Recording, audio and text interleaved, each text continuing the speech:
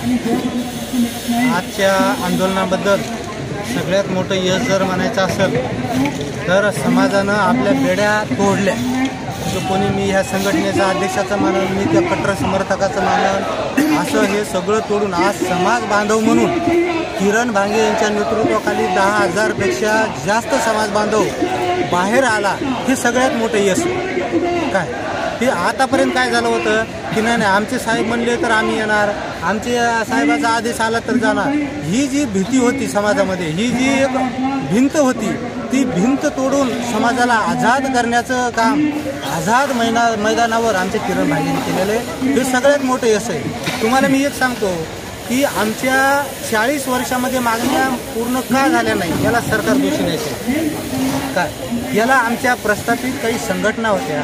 ह्या संघटनांनी असे मेळावे जर सुरुवातीपासून जर सरकारच्या नाकावर टिकून केले असते तर बऱ्याचशा मागण्या झाल्या असत्या। पण इथं काय झालं की प्रत्येक वेळेस या आझाद मैदानावर खूप काही राजकारण शिरलेलं, त्या विषयाकडे आपल्याला जायचं नाही। परंतु आजच्या सगळ्यात मोठं समाजाचं यश आहे की समाज आज बाहेर पडला काय, आणि एका विचारानं एका नवीन तरुणाच्या याचा विश्वास टाकून तो बाहेर आलेला आहे। फक्त माझी एकच विनंती आहे की बाबा आतापर्यंत जे झालं तो इतिहास परत किरणच्या हातून पुढं होऊ नये काय।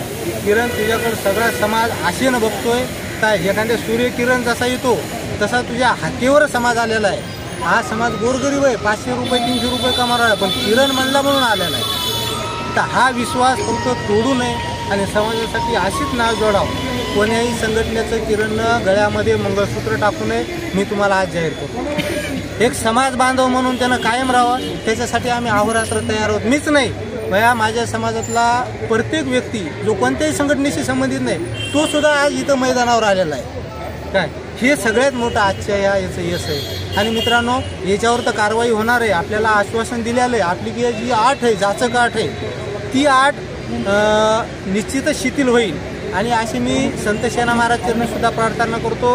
आणि संबंधित मंत्र्यांनी आज एका छोट्या किरणनं चांगले चांगले मंत्री, विरोधी पक्ष नेते आज इथं बोलवले काय, ते बोलवले नाही, स्वतःहून आले, दखल घेऊन आले।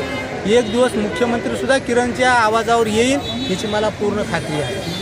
आणि संत सेनाजी महाराज के शिल्पी महामंडळ कार्यान्वित करावं या मागणीसाठी 30 सप्टेंबर 2024 आज मुंबईच्या आझाद मैदानावरती 10,000 पेक्षा जास्त समाज बांधवांनी सकल नाभिक समाज या बॅनरखाली एकत्र येऊन आज या ठिकाणी महाधरणे आंदोलन केलेलं आहे। हे महामंडळ कार्यान्वित करून 1,000 कोटीचा निधी द्यावा, त्या महामंडळामध्ये अध्यक्ष, उपाध्यक्ष आणि संचालक मंडळ निवडावं आणि मुंबईच्या मुख्यालयातील जी 12 प्रशासकीय अधिकारी आणि कर्मचाऱ्यांची पदे आहेत ती पदं भरावीत। त्याचप्रमाणे 1 लाख रुपयांची जी थेट कर्ज योजना आहे त्याच्यातील अटी व शर्ती, सिव्हिल आणि जामीनदाराच्या अटी शर्ती रद्द कराव्यात आणि कंपनीचं, उपकंपनीचं जे लेटर हेड कार्यालय, प्रचार प्रसिद्धीची जेवढी साधनं आहे त्याच्यावरती सेना महाराजांचा मूळ नोंदणीकृत फोटो वापरावा। या आमच्या मागण्यांसाठी आज या ठिकाणी महाधरणे आंदोलन झालेलं आहे आणि त्या ठिकाणी सरकारनं आपल्याला, सरकारच्या वतीनं या ठिकाणी शिष्टमंडळाची बैठक लावू असंही आपल्याला सांगितलेलं आहे। धन्यवाद। या मागणीवरती अजून काही निर्णय जर झाला नाही तर आपण काय समोरची भूमिका राहणार? हे बघा, हे आंदोलन हे सकल नाभिक समाजाचं होतं। या आंदोलनात येणारा प्रत्येक जणच एका विचाराचा असतो असं नाही, परंतु आज उद्या आपण बघूया काय होतंय, सरकार काय निर्णय भूमिका घेतोय, त्याच्यानंतर समाजात या सरकारचं काय करायचं ते ठरवू।